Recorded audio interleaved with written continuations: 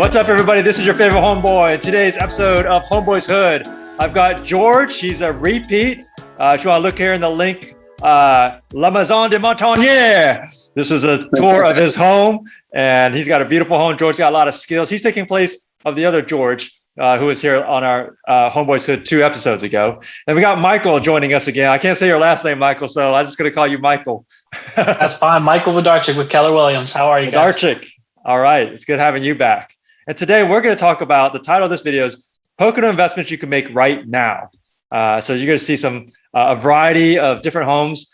George is going to pick one, actually his own home that's on the market right now. I'm going to pick one that I just found off Zillow. And Michael's going to go over one that I think your client bought, right?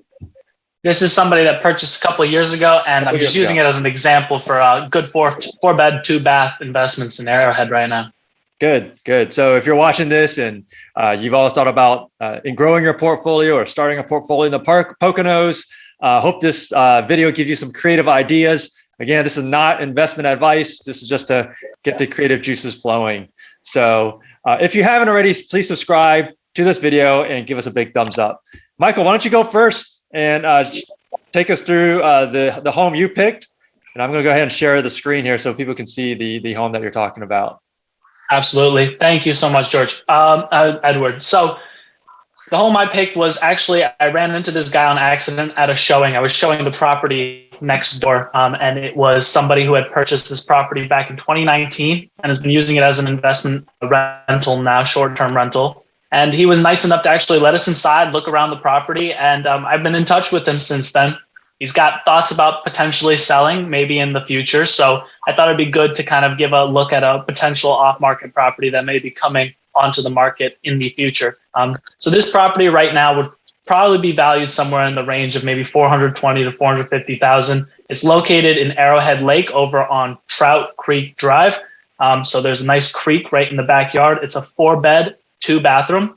And the owner was kind enough to sit down with me and kind of look over his numbers for the last year, last 2 years now, actually. So since he's owned it in 2019. And I thought there was some really good, information there that we can apply to other potential investment opportunities available in Arrowhead right now that also have 4 beds, 2 baths. So looking over here, Arrowhead's up to the west of the Poconos in the Pocono Lake area.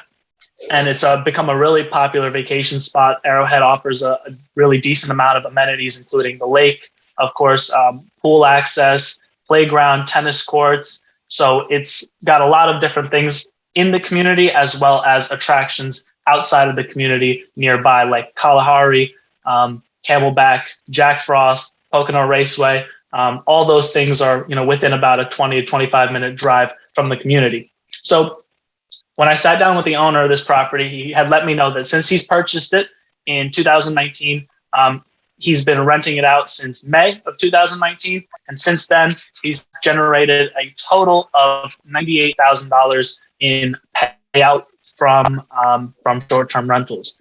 So I really looked at numbers from the last couple of months, really focused on this past summer because there's been such a boom in short-term rentals in our area. So they were really interesting to see. Since August just wrapped up, today is September 1st, I was looking at his August numbers, and he had $8,863 in total payout with only 5 bookings, and only 7 days were unoccupied the entire month. It was scattered days throughout the week. Busy August, huh? Absolutely. And he manages, he has a property management company that helps him market the property, but he still does take care of cleaning and such himself. So he has to kind of run back and forth to the property to take care of it on the off days there. Hey, Michael, real quick, just to clarify, was that $98,000? That's a 12-month revenue? So the 12-month revenue for last year in 2020 was 36. This year to date from January until September is 41,000. So 66% of the way through the year, he's already beat his numbers from 2020. And I would go ahead and say it's most likely because of his added experience in the last year and overall just, shift in the market that kind of allowed him to change the way he markets the property and really just increase his revenue in the last year. Okay, cool. So 2021, we're 2/3 of the way through. He's got 41K revenue. So would it be fair to say maybe another 20K expected in the last third of the year? I would go ahead and say so. I was looking ahead at the month of September already. It's booked up every weekend so far, generating about another 5,500 for the next month. So you always have the potential for the last minute, middle of the week bookings as well as we kind of move through the month. So it's definitely interesting to see that. I looked at his numbers for the winter as well, because I was interested in the winter occupancy, as that's a question that a lot of my investors ask me when they're looking at homes in Arrowhead. And in January, he had 6 total bookings, February 5 total bookings, and both of those months together in just January, February, which could be some of the slower months, came up to about $10,000 in revenue, about $5,000 each month in the middle of winter. Okay. So if he's at about 60K 2021 for revenue, what do you think his expenses will be minus the management expense? Let's take out the management expense for now. Sure. I was kind of looking at if someone were potentially looking at purchasing a property like this, and I was kind of looking at the numbers that they'd be paying for their mortgage, for example, if they're financing with about 25% down for a property priced at about $425,000. They'd be looking at about $27,000 on this particular property a year annually in expenses. So about $2,250 a month in their payments, including tax, insurance, and HOA. That's not to, of course, say utilities and bills additionally on top of that. I didn't actually get to discuss his utility bills with him. We only had a limited amount of time. Okay. So just in the carrying cost for the property, you're looking at about half of the revenue going towards that. And then you didn't really get a sense for what people would be spending for utilities or anything else to that nature. I'm trying to help people watching this video get an idea, like what do you think will end up in their pocket, Sure. Before management expenses. Absolutely. The numbers I'm actually giving you are post management expenses. So these are payouts. This is out of pocket towards him. So the management expenses are already included in those numbers. Oh, so are you saying the 41,000 is net or gross? That is net, correct. Oh, wow. That makes a big difference. I thought that was gross. No, that is net. Oh, wow. Okay. Yep. There's an additional 10% charge that he's paying the management company on top of that. Got it. So he's expecting to net 60,000 less 10% or so. Yeah, give or take there, depending on what the next couple months look like. Okay. That's pretty good. What do you think, George? Very good. Impressive. It is pretty good for a $400,000 house, right? Now, just for giggles, I pulled up, and I'll kind of share my screen here. So that's Zillow, and we know how accurate Zillow could be or not. But this is what's on the market today on Zillow in the Arrowhead Lake area. And you'll notice they're all 4-bedroom, 2 baths, just like that property. You said around mid-4s. Well, here's one that's around mid-4s.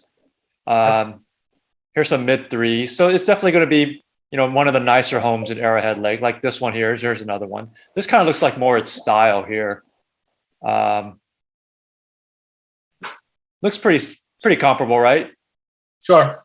It's good condition. Yep. Wow. So for 400-some thousand to be able to bring in those numbers, that's pretty good. What's the cap rate, Edward, real quick?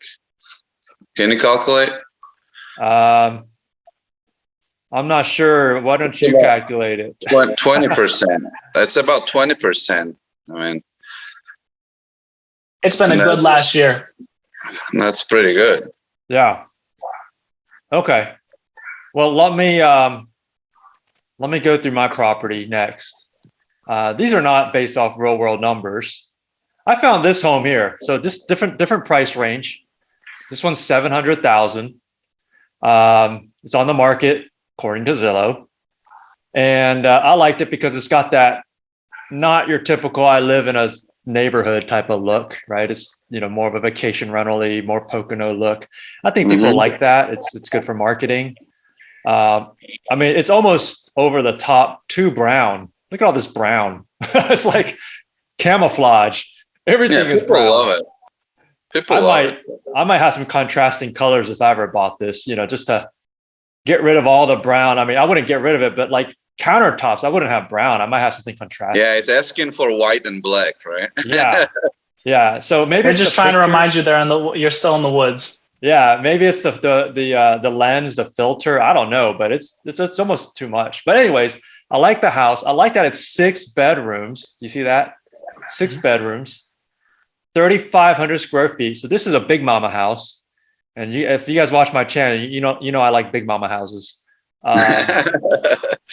So something like this, I am doing I just did my first year analysis on my house in Lake Harmony, which is probably about this size, 5 bedrooms, not 6. And on that property, I just did the numbers on my first 12 months. I grossed $130,000. Now, my annual expenses on that were $100,000. So I only netted $30,000, which compared to Michael's property is not as good. Now I bought that house for about mid 4s. But today it's probably going to be, 5, 6s, maybe. So that's why I picked a more expensive house to compare it with.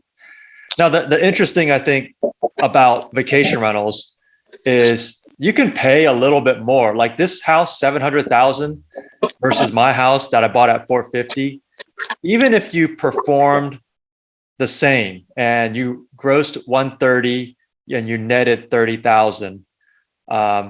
I still think it's a good investment because, your payment's probably going to be about, a couple $100 more because you're still only putting 25% down or as little as you can, right? For me, my cash on cash for when I put down about 155,000 down was 20% cash on cash. And I plan on doing a cash out refi to pull out money. And so I'm probably going to make my original investment back in 2 years. But a house like this, obviously you're buying at the top of the market. If you do some of the management yourself, I'd say you can expect about 30,000. And that's being very generous with your expenses because I put a lot in my house. 100,000 a year is a lot for expenses. What do you guys think about that? It's all about how much it's renting for, right? So Sure. It doesn't really matter what the expenses are. It depends on the amenities. I guess that's why people are renting, right? So, in my houses, there's no way I can miss a wine. Not like $5 wine, but I put out, $12 wine. I go on the wineries and buy, because, that's how I see it. And I have to be compatible. Competitive and, people will leave a better review, right? It's all about, it's a review business, right? Yeah. So it doesn't matter. 100,000, I would say, yeah, why not? Yeah. The 100,000 too, not only includes like your typical maintenance, but also like if I'm upgrading and adding stuff. Yeah. Of course. I'm putting that money in that. I'm including that too. A lot of people don't account for not just the maintenance, but the renovations. You have to renovate it over time. Yeah, upkeeping is, that's usually nobody's talking about it. They calculate numbers and, right. It's the maintenance and hot water, hot tub, and these are all big numbers. And short-term rentals even double, triple numbers because it's a luxury product. It's not a necessity of the property. To give people an idea, I allocated about 7% of my revenue went towards improvements. That's a good number. Yeah. Yeah. That was about $9,000. Yep. All right. All right. We're going to take a little different direction, George. Let's look at your place next. Tell us a little bit about what you got. I'll pop it up on the screen I'm here. selling currently 2-family house attached in Marshall's Creek. So it's Poconos area. It's right about 10 minutes from the highway. And near Shawnee Mountain Resort, Bushkill Falls. That would be opposite of Arrowhead Lake. So I would say it would be an hour from Arrowhead Lake. But this is closer to New York City. You got the Delaware Gap right here in Stroudsburg. It's right there, yes. It's a corner property, almost private. You don't really see any neighbors. And it would be good for short-term rental. So the fact that you have no neighbors, so nobody will complain. It's not in the community. It's near the main road, so you probably, if you make a lot of noise, nobody will even hear you. That's, my properties are, I like to be away from any neighbors. Yeah. Right? And it's a simple house. So it's basically range. There is nothing that you have to maintain. There is no AC, let's put it this way. There is, it's just a simple house, ranch, simple house. So it's currently occupied by 2 long-term renters, right? Yeah, we bought this 3 years ago. We flipped, we did, the BRRR, refinancing. Yeah. So buy, renovate, and buy, renovate, refinance, repeat. Yeah, refinance, repeat. Yeah, it was one of my experimental properties when I was very excited with. I had a big board, and I said, okay, I'm gonna acquire 10 properties this year, and I only did 9. So, well, you fell short one, but you still did amazing. Yeah, so, but then I bought the big one, so with the 13 properties, so that was. That made up for it. Shoot. Yeah, and now I'm selling it because I need to liquidate some of my properties to kind of spend money on something else. And, fund your passions. Car racing.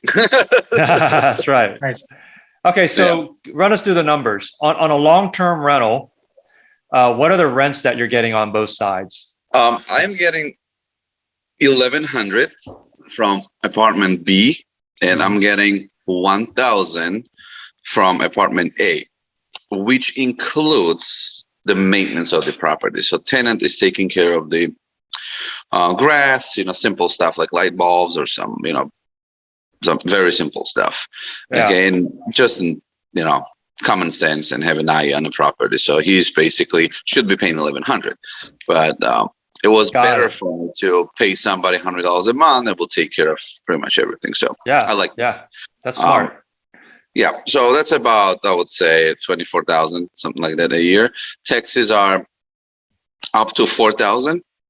And maintenance, believe it or not, we have almost no maintenance because we have hot water, we have water heaters, electric baseboards, no ACs. And the only thing is, in the winter, we do have to plow, it has nice big driveway and it's pretty big property. And septic, I would say once in 3-4 years. So yeah.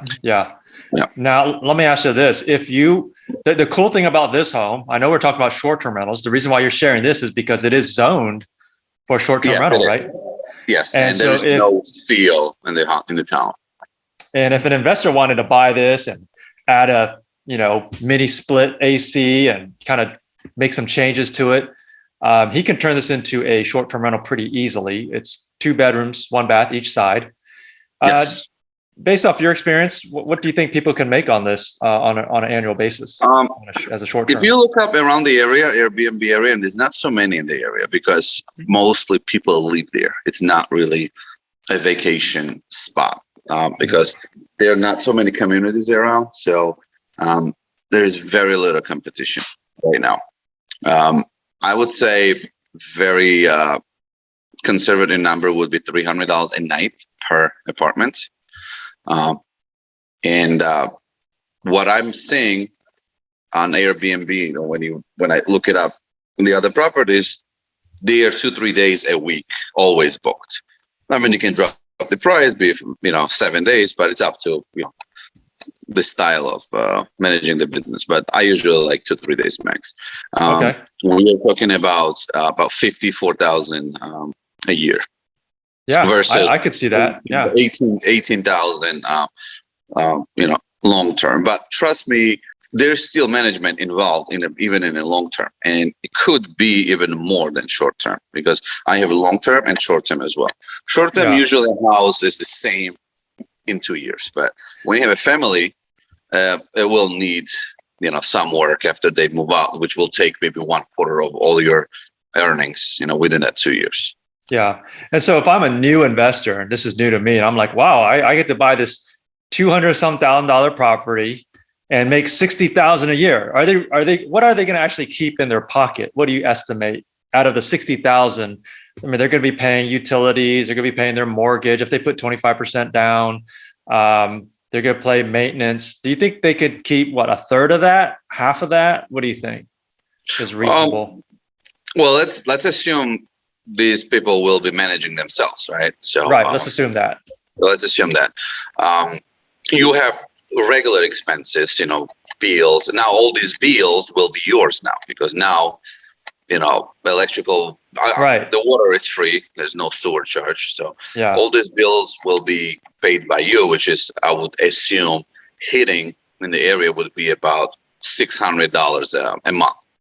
Mm-hmm. So that's very average 300 apartment, but you can also upgrade, let's say, for split systems and a heat pump, and it's all about how creative you want to get. But let's say as is, I would assume about $10,000 a year would be an expense. It's conservative. Mm-hmm. Wow. This accounting that some things will break, maybe a fridge a year, or maybe it snows 25 times. Yeah. If people are doing the math when they're watching this, they're probably like, man, I can buy this $200,000 house and net more than that $700,000 house that Edward just showed me. If you do it right. So, we can argue day and night, Yeah. I know. I guess, people can have different formulas and different expenses, but at the end of the day, I think all three of the examples that we showed have potential. And, I think there's advantages and disadvantages to all three of them. Like for the one I showed, that's probably going to be a little bit more turnkey, right? Mm-hmm. Whereas this one, you might need to put some money in it to get it to short-term rental, right? But you do it right. You do it yourself. You'll do it already with experience, right? So. Right. Yeah, and the money you save from a big down payment for a $700,000 or $400,000 house, you could just put into the house. So it might come out the same. Simple as that. Make the heating more efficient. Bring that heating bill down a little bit if you can. I would just put propane and put the furnace. It's got huge scroll space. So if you invest $12,000 in the property, your bill is going to be $200 versus $600-800. So that's another saving. But like I said, active business, you always have to find the ways to save, make money and somehow, manage it efficiently, right? Right. Yeah. So what do you think, Michael? Is this going to be your first purchase? Man, I wish. Hopefully soon. Within the year, I've been studying up. I appreciate all the knowledge everybody shares when we meet.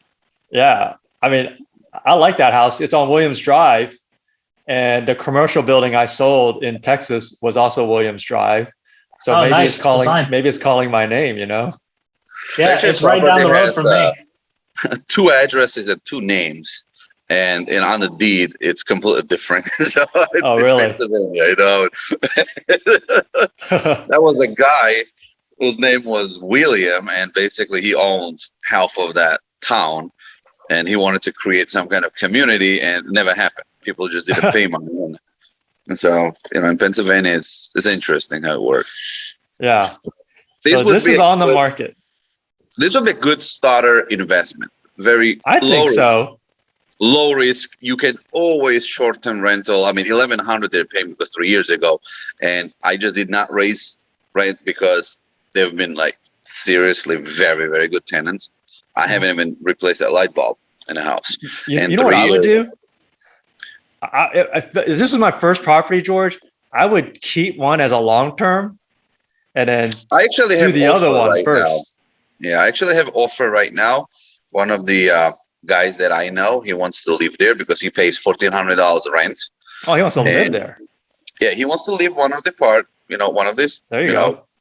He will live for free, and plus he will make money. So that would be like a, house hack on steroids, right? That's right. Yeah. That's right. Yeah. Yeah, and that's pretty cool. 200,000, 210, I think, something like that. I would give it probably for 200. And it's a good starter investment. Let's say, it needs some work. It can be better. Okay. And it would be nice to start it off. I mean, even if you do the mortgage, it's only like $50,000 down payment, 25%. Yeah. Plus, all right, man, you convinced me, George. Final offer. So you should buy it. Final offer, okay? 2 Bitcoin. I'll give you 2 Bitcoin. That's okay. I'll add it to my Bitcoin. 3.5. The 2 Bitcoin is going to be worth that by the end of the year. Hopefully. God bless you, Edward. We're all going to be driving Lamborghinis and Ferraris. All right, this is great. Hey, any other thoughts on the other houses that Michael showed or I showed? Do you guys have any other thoughts on that? Yeah, I wanted to clarify, make sure before we leave that the 60,000 a year generated, probably 50% of that is expenses. So it's closer to the 30% like we were mentioning earlier. Okay. Just to make sure that we clarify that, definitely. I was going to call you after this Zoom and say, give me that guy's number. Yeah, let's make something happen. Absolutely. Yeah, no, that's going to be 60,000. If he hits that this year, I mean, I'm going to go ahead and assume about 55 to 60 will be expenses. That's outside of the property management. 50. Yeah, bigger expenses, right? So you're saying the net is closer to maybe 30,000. 30,000, absolutely. Like what he puts in his pocket. Yes. Okay. I think that's more in line with my Pine Knoll house because that is also about 30,000. So that makes sense. Yeah. Okay. That's cool. It's hard to know, like when you don't have the firsthand experience of the numbers, because obviously that's coming from your client. But I think, when someone actually starts to take that first step, like George and myself, invest in a home, see the revenue, see the expenses, it just makes more sense. And then once you gain that conviction, then it's like, oh, let me get another one. Let me get a bigger one. But I think it's good to start with something small, like something that George has. It doesn't have to be big. It doesn't have to be big. You want the conviction. You want to build your conviction in the market. Women handbags are small, right? Yeah. Yeah. It's not a size of a pickup truck, right? And it costs almost more than a brand new pickup truck. Depends on the brand. So it doesn't have to be big. Sure. It has to be a value. That's all it is. It's all about value. It doesn't matter how many people, how big it is. It's a location and the value. As simple as that. Yeah. This is good information, guys. I really appreciate you guys being here. And if you like this video, make sure you give it a thumbs up and drop your comments below if you have any questions or if you have any more ideas for a future video. George, you shared some amazing knowledge about your duplex. I hope you sell it soon. I know it's going to go quickly. And Michael, it's always great having you on the show as well. Until next time. This is your favorite homeboy signing out.